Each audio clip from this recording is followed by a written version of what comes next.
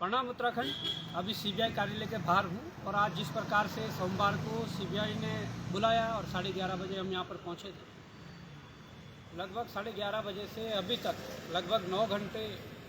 के बाद अब बाहर आए हैं और एक नया अनुभव और काफ़ी शुभचिंतकों के फ़ोन कॉल मैं देख रहा हूँ। जब फ़ोन देखा कि काफ़ी लोगों के फ़ोन कॉल आए हुए हैं, काफ़ी लोगों के मैसेज आए हुए हैं, काफ़ी लोग फेसबुक पे लिख रहे हैं,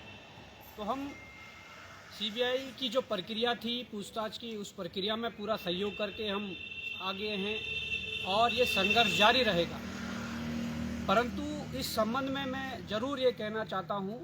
कि जिस प्रकार से सीबीआई अपना काम कर रही है,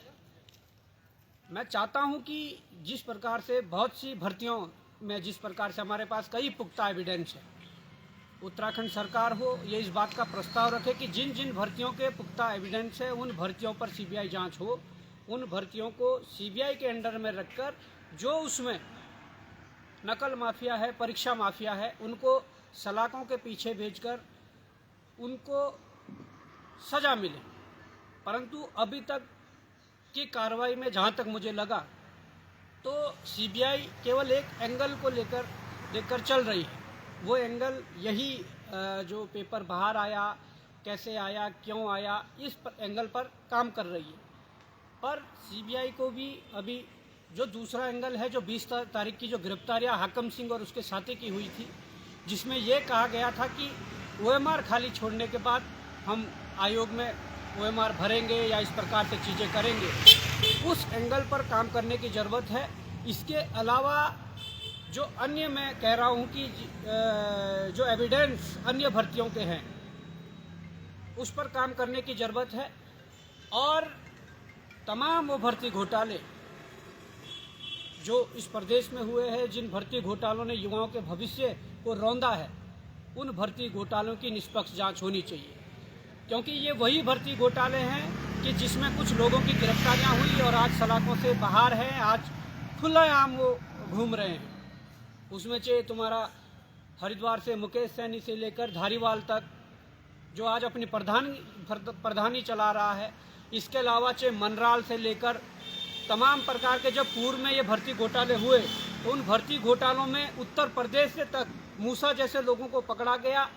तब सीबीआई जांच नहीं हुई, तब सीबीआई जांच नहीं कराई गई। पर अब सीबीआई जांच अगर हो रही है तो ये अदर स्टेट का भी मामला बनता है। इसमें साफ तौर पर जितने भी ये लोग थे उनके खिलाफ सीबीआई से जांच करवा कर इनको उचित सजा मिलनी चाहिए, इन्हें सलाखों के पीछे भेजा जाना चाहिए, इनके जो कार्रवाई बनती है वो कार्रवाई होनी चाहिए। और इसके अलावा जितने भी हमसे डिजिटल एविडेंस हो या अन्य प्रकार के एविडेंस हो, वो एविडेंस हमारे द्वारा सीबीआई को दिए गए हैं। और इसके अलावा मैं यही निवेदन करना चाहूँगा, धामी जी, उत्तराखंड के युवाओं के आंखों में धूल झोंकने की कोशिश मत करिएगा। आप अगर ये चाह रहे हो कि केवल एक भर्ती की सीबीआई जांच करवाकर आप पूरी तरीके से इस उत्तराखंड के सच्चे साथी बन जाओगे, इन उत्तराखंड के युवाओं के साथी बन जाओगे, तो ये आपकी गलत फहमी है। जिन भर्ती घोटालों में, जिन परीक्षाओं में भर्ती घोटालों में ये धांधली हुई है, उन सभी जिन जिन के हमारे पास पुख्ता सबूत है या जिन जिन के अन्यों के पास पुख्ता सबूत है, उन सब भर्ती घोटालों की जांच होनी चाहिए। अन्यथा